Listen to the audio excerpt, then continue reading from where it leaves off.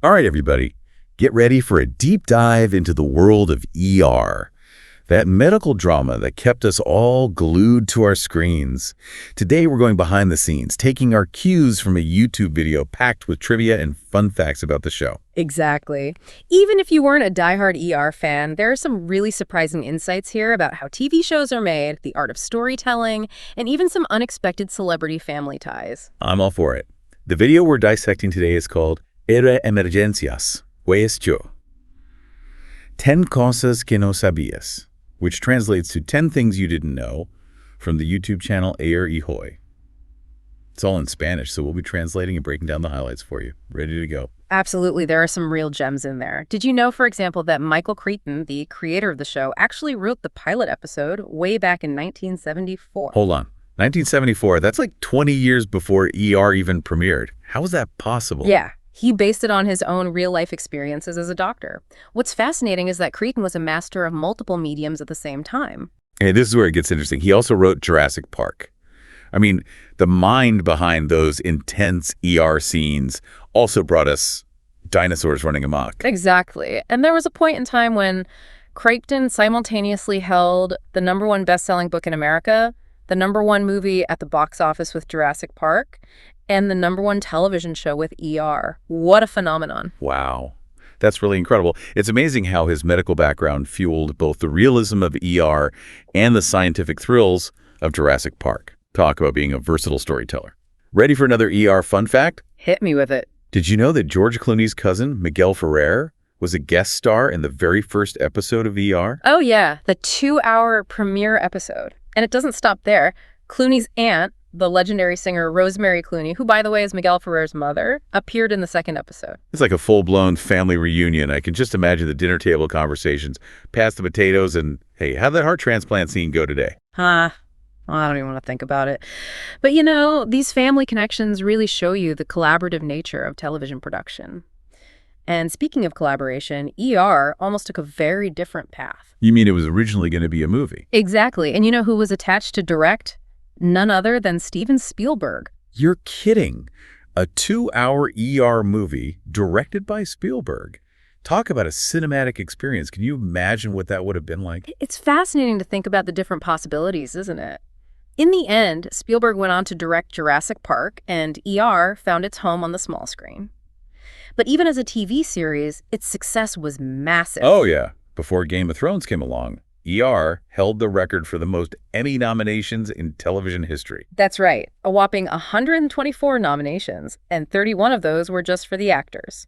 That shows you the incredible talent both in front of and behind the camera.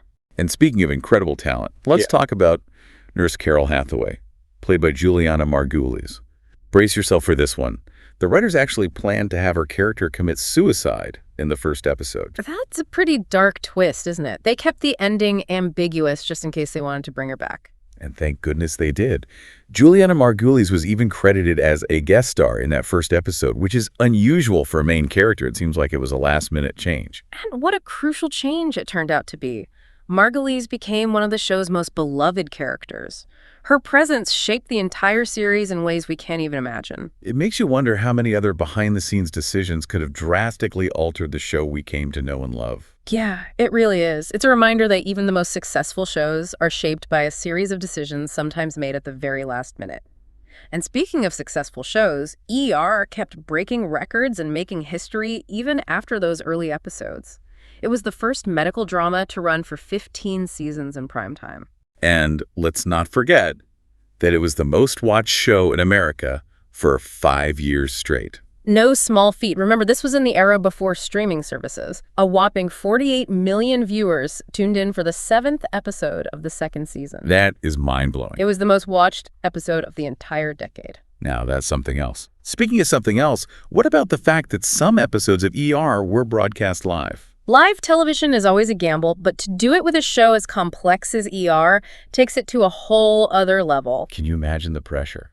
Oh, I don't even want to think about it. It required a lot of extra preparation. They needed more extras on set to improvise in case an actor forgot their lines or if there were any technical difficulties. Talk about thinking on your feet. And speaking of being quick on your feet, I've always wondered about George Clooney's signature head tilt as Dr. Doug Ross. Did anybody else notice that? Kind of thinking he was a bit shy. It's funny you should mention that. A lot of fans did assume it was shyness, but it turns out Clooney had a little secret. Spill the beans. He used to write down medical terms that he couldn't remember on little pieces of paper and hide them around the set. No way. So that head tilt wasn't shyness, it was Clooney trying to sneak a peek at his medical cheat sheet. Exactly. It's a testament to his dedication to the role, finding creative ways to make it work. Speaking of creative additions to the set, do you remember that basketball hoop in the ambulance bay? Ah, yes. That wasn't just a random prop. That was Clooney's idea. Figures. I bet he was pretty competitive even on set. Oh, absolutely. He'd shoot hoops between takes, adding a little levity to what was probably a very intense filming environment. I love that. It's cool to see how the actors brought their own personalities to the set. But of all those cast members coming and going, only 2 actors had scenes with every single cast member throughout the show's 15-season run. That's right. Think about how many actors came through those ER doors over the years. I can't even begin to imagine. Who were these ultimate ER veterans? Well, one was Laura Innes, who played Dr. Carrie Weaver. Or Dr. Weaver. And the other? The other was Noah Weil, who played Dr. John Carter. Of course, Dr. Carter. Those 2 practically defined ER for me. Definitely fan favorites. And their longevity on the show is pretty impressive. Both Laura Innes and Noah Weil appeared in 13 seasons each. Wow. 13 seasons. That's dedication. It shows the impact those 2 characters had on the show. For sure. And it's a testament to the writers for keeping those characters interesting and evolving over so many seasons. It's funny, we often think of ER as a show about the doctors, but the nurses were just as crucial to the stories. And speaking of nurses, we can't forget about the near tragedy that almost happened to Nurse Carol Hathaway. You mean how the writers were originally planning to kill her off in the very first episode? Exactly. Can you imagine ER without Juliana Margulies as Carol Hathaway? That's mind-blowing. It's true. It's hard to imagine the show without her, but thankfully, the writers had a change of heart. Thank goodness. It makes you wonder how many other behind-the-scenes decisions could have drastically altered the show we came to know and love. Yeah, it's a reminder that even the most successful shows are shaped by a series of decisions, sometimes made at the very last minute. And speaking of successful shows, ER was a ratings giant. Oh, yeah. Remember those days when everybody would gather around the TV on Thursday nights to see what was happening at County General Hospital? Back in the day, before streaming services, ER was appointment television, and for good reason. It was the most watched show in America for 5 years straight. That is incredible. And can you believe one episode pulled in a whopping 48 million viewers? It's true. That was the 7th episode of the 2nd season. It was the most watched episode of the entire decade, bigger than the Super Bowl. Wow. Now that's captivating an audience. And you know what else is captivating? Live television. You're referring to those ER episodes that aired live. Exactly. Can you imagine the pressure of filming a show like that live? With all those medical procedures and fast-paced dialogue? It must have been a logistical nightmare. They needed more crew members, more extras, a ton of backup plans. It's a testament to everyone's dedication and skill. They were really pushing the boundaries of television production. And they pulled it off successfully. Those live episodes were some of the most talked about television events. It's a shame we don't see as much live TV these days.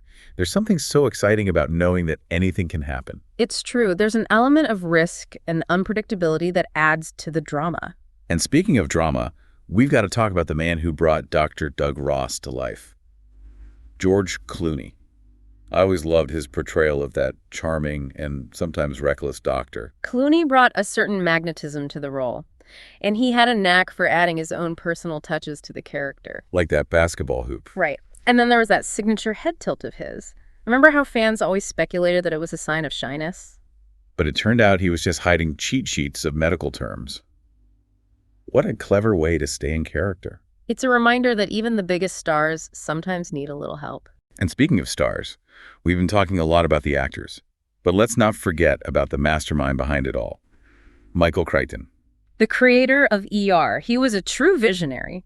And did you know that he wrote the pilot episode back in 1974? Wait, 1974? That's 20 years before ER even premiered. Exactly. He drew inspiration from his own experiences as a doctor. It's amazing to think that the seeds of this iconic show were planted so long ago. And what's even more amazing is that Crichton wasn't just a successful screenwriter. He was also a best-selling author and a film director. He was a true Renaissance man. At one point, he simultaneously had the #1 best-selling book in America, the #1 movie at the box office with Jurassic Park, and the #1 television show with ER, all at the same time. Wow, what a trifecta. Crichton clearly had a gift for storytelling, no matter the medium. Definitely. And his legacy lives on through ER and all of his other incredible works. Well, we've covered a lot of ground in this deep dive into ER. From live episodes to basketball hoops to George Clooney's secret cheat sheets, this show was full of surprises. It's a reminder that even a show as familiar as ER still has secrets to reveal. Absolutely. And, speaking of secrets, ER almost went in a totally different direction at the very beginning. Remember how it was originally going to be a movie? Oh, yeah. Imagine ER all crammed into a couple of hours of pure intensity. Talk about an edge-of-your-seat cinematic experience. And to top it off, the director attached was none other than Steven Spielberg. Spielberg directing ER.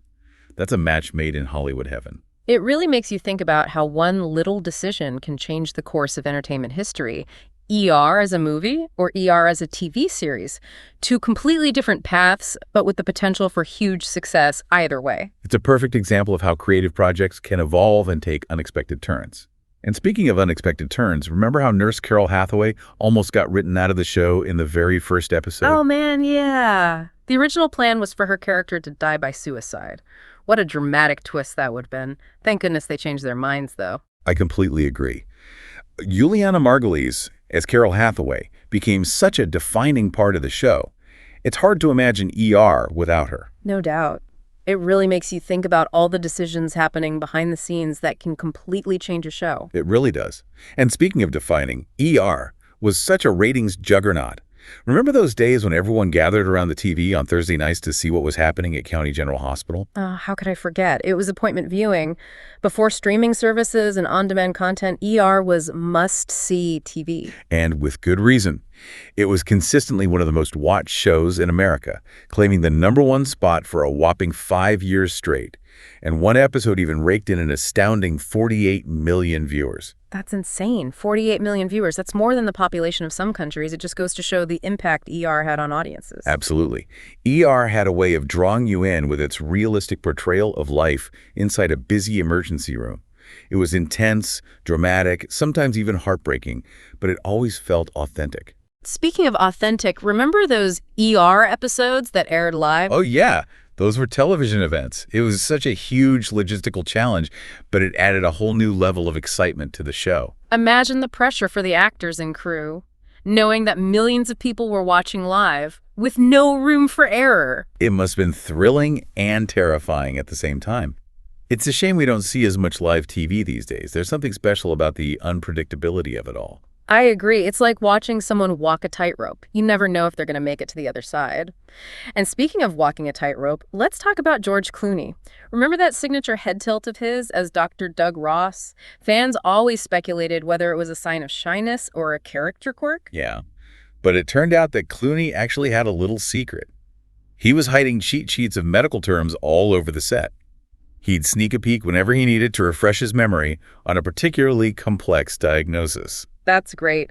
I love that he found such a clever way to keep up with all those medical terms. It shows his dedication to the role. Totally.